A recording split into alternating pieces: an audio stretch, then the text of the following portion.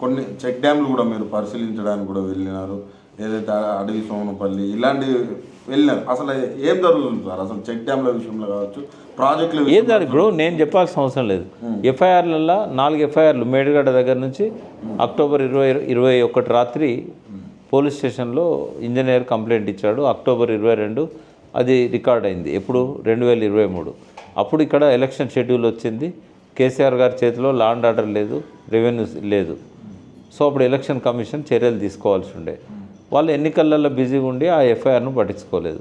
But ఈయన ముఖ్యమంత్రి అయిన తర్వాత ఫస్ట్ చేయాల్సిన పని ఏంటంటే 500-600 కోట్లతో కట్టిన ఆ బ్లాక్, అంటే దానికి 4000 కోట్లైనా 500-600 కోట్లతో కట్టిన ఒక బ్లాక్ అది బ్లాస్ట్ అయింది. నేను అనట్లేదు, ఇంజనీర్ రాసిన రిపోర్ట్లో ఉంది.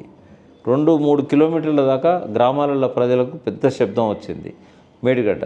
అయితే అప్పుడు అనుకున్నాం ఎవరో చేసిందని అనుకున్నాం, ఇసుక మాఫియా చేయవచ్చు అని అనుకున్నాం.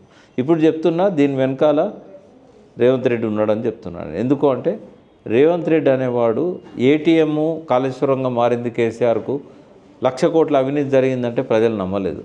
రేవంత్ రెడ్డి కాదు, రాహుల్ గాంధీ చెప్పినా నమ్మలేదు. కాబట్టి ఏదో ఒకటి చూపెట్టాలి కాబట్టి బ్లాస్ట్ చేశారు. అది అన్ని ఆధారాలని బ్లాస్ట్ చేసిన దానికి. జనవరి 24 ఈయన ముఖ్యమంత్రి ఉన్నప్పుడు హుసేన్ మియా వాగు చెక్ డౌన్ పేల్చడానికి డైనమేట్లతో పాటు డ్రిల్లింగ్ యంత్రాలతో పాటు అన్నీ దొరికినాయి.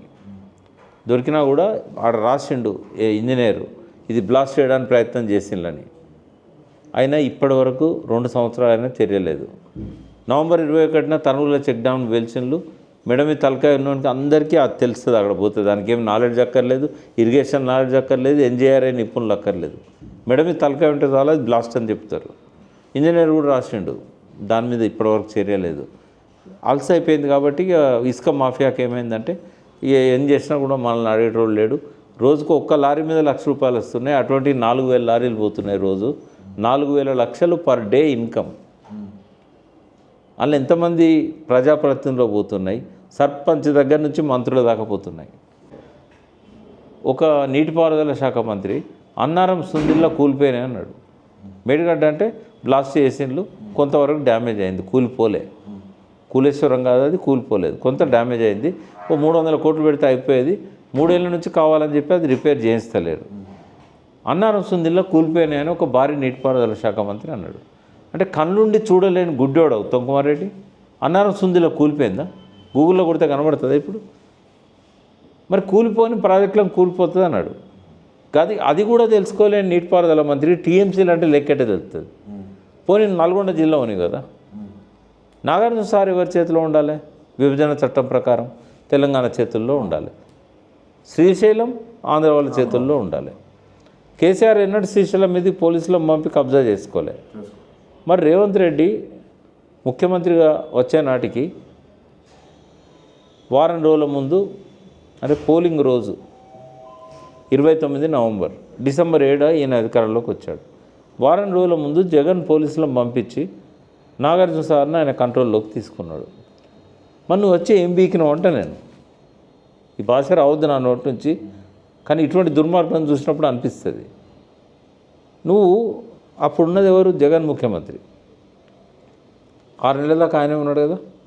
ఒక్కనాడు లెటర్ రాసినావా? ఆ జిల్లా మంత్రి ఎవరు? ఉత్తమ్ కుమార్ రెడ్డి. నీటిపారుదల మంత్రి నాగార్జున సార్ మీదకెళ్ళి పోలీసులను విత్డ్రా చేసుకోమని చెప్పి మీరు జగన్ దగ్గర పోయి రిప్రజెంటేషన్ ఇచ్చినలా? సిడబ్ల్యూసీ పోయి చెప్పినలా? అపెక్స్ కమిటీలో చెప్పినలా? ఇప్పటివరకు చెప్పినలా? అప్పుడే కాదు, చంద్రబాబుతో ఇన్ని మీటింగ్లు ఆయన చెప్పినావా నువ్వు?